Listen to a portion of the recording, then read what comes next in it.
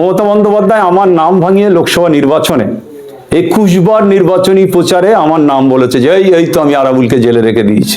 আমি তখন জেলে বসে বসে টিভিতে দেখছি যে 21 বার মমতা বন্দ্যোপাধ্যায় আমার নাম বলেছে, তার মানে আমাকে ভাঙিয়ে আর কি দেখাচ্ছে যে আমি আরাবুলকে অ্যারেস্ট করে রেখে দিয়েছি, এটা দেখাতে চাইছে, দেখিয়েছে, উনি দেখিয়েছেন।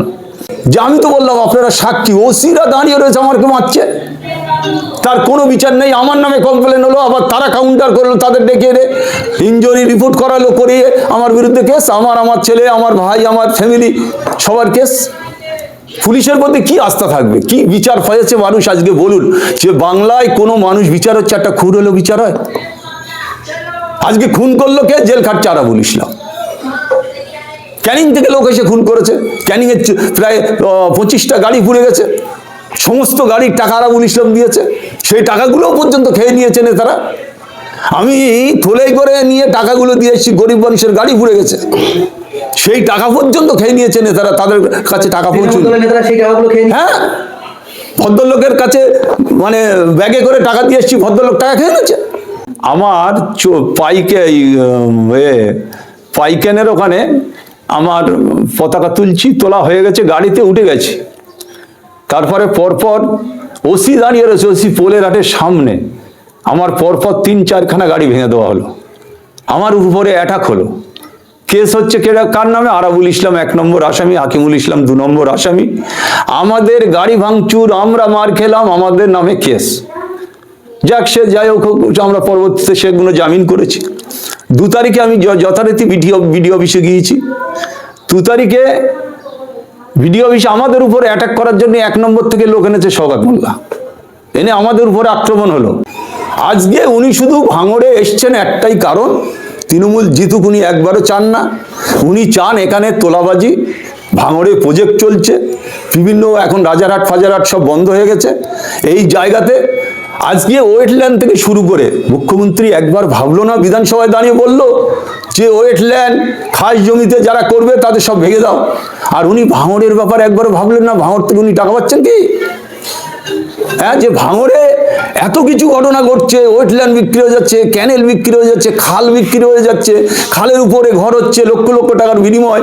একটা ঘর করলে 3 লাখ টাকা প্রশাসন পাচ্ছে, 3 লাখ টাকা পার্টির নেতারা পাচ্ছে। এ কি ধরনের চক্রান্ত চলছে? আরাবুল ইসলাম যতদিন ক্ষমতায় ছিল আমি একটা অবৈধ কাজ করতে দেইনি, একটা ওয়েটল্যান্ডে কাজ করতে দেইনি, একটা খালের আড়ায় আমি দোকান করতে দেইনি, একটা মানুষের জোর করে জমি দখল করে নিতে দেইনি।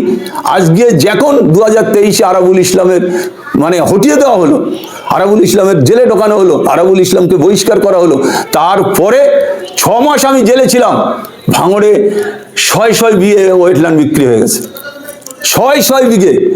তারপরে আপনারা দেখেছেন যে তারদা অঞ্চলে 300 বিঘে গরিবের জমি বিক্রি করে এনেছে নেতারা, একজনই নেতা বিক্রি করেছে একজনের সহযোগিতায়। তা আজকে কি চলছে ভাঙড়ে? আজকে আমি মনে দুঃখে এই দলটা করব না বলে আমি সিদ্ধান্ত নিয়েছি। সেই কারণে আমি কালকে আমার হুজুর একজন, আমার ফুরফুরায় অনেক হুজুর, আমার ফুরফুরা টোটাল হুজুরা আমার অত্যন্ত শ্রদ্ধা করে, আমি সেখানে গিয়ে আমি সিদ্ধান্ত নিয়ে বলে এসেছি যে এই দলটার আমি করব না। তৃণমূল কংগ্রেসের সাথে আমার কোনো সম্পর্ক নেই, কোনো নেতার সাথেও আমার কোনো সম্পর্ক থাকবে না। আমি আগামী দিনে আমি নতুন করে আবার শুরু করতে চাইছি, সেই নতুন জিনিসটা আমার শুরু হবে, নতুন আমার চলার পথটা শুরু হবে আগামী দিনে। আমি সেইভাবেই আমি সিদ্ধান্ত নিয়ে আমি ওই দল থেকে বেরিয়ে এসেছি। বলছি 34 বছর রাজত্ব করা সেই দাপুটে সিপিএম এর এককালীন সেই ভাঙড়ের মন্ত্রী রাজ্জাক মোল্লাকে হটিয়ে এই যে 2011 সালের পরে আপনি যে তৃণমূল কংগ্রেসকে সবার প্রথমে তৃণমূল থেকে বিধায়ক উপহার দিলেন রাজ্যের মাননীয় মুখ্যমন্ত্রীকে, তার পরিবর্তে তাহলে আপনি শুধু ইস্তফাই পেলেন উপহার হিসেবে? একটা কথা হচ্ছে, স্বাধীনতার পরে এই কোনো দল, ডানপন্থী কোনো দল, মমতা বন্দ্যোপাধ্যায় তো 88 সালে এসে, তার আগেও কংগ্রেস কোনোদিন জিতেনি। শুধু জিতেছে সেটা আরাবুল ইসলাম তৃণমূল কংগ্রেসের। আরাবুল ইসলাম জিততো পরপরই।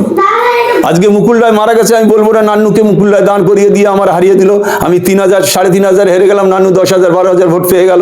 তারপরে নান্নু বললো সিপিএমকে ভোট দাও, তো আমি হারতাম, 11 সালেও তো আমি জিততাম, সেটাও তো আমি দলের কাছে বলার চেষ্টা করেছি। তারপরেও দল আবার তাকে দলে নিয়েছে।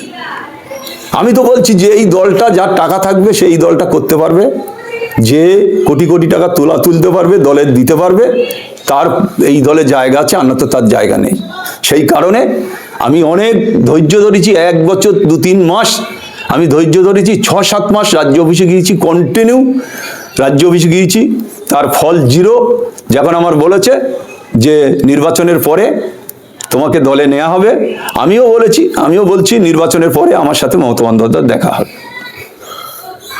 বলছি তাহলে ভাঙড়ে কি তৃণমূলের সেই যাকে আমরা এক নামে চিনতাম আরাবুল ইসলাম, তৃণমূলের দাপুটে বিধায়ক, তানার যে হাতে গড়া মাথা থেকে পায়ে যে ঘাম ঝরানো সেই কঠোর পরিশ্রমের প্রতিদান হিসেবে কি আপনার মাথায় কি তাহলে কি এতদিন তৃণমূলের সেই ক্যানিং পূর্বের বিধায়ক কি মাথায় কাঁঠাল লেগে কোয়া খাওয়ার চেষ্টা করেছিল বারংবার?